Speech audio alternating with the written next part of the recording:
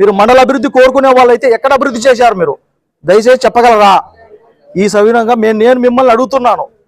MLA గారిది కంభం మండలం సైదాపురం గ్రామం స్వస్థలం అని మీకు తెలుసా?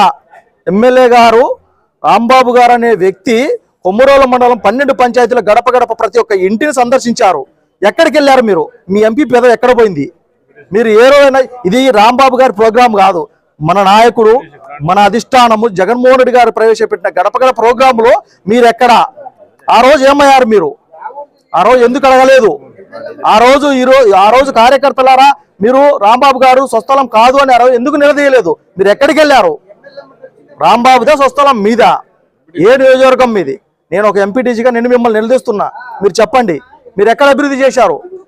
మీరు ఏ డెవలపింగ్ ప్రాసెస్లో కూడా పాల్గొనలేదు, ఎక్కడ కూడా మీరు అభివృద్ధిలో పాల్గొనలేదు.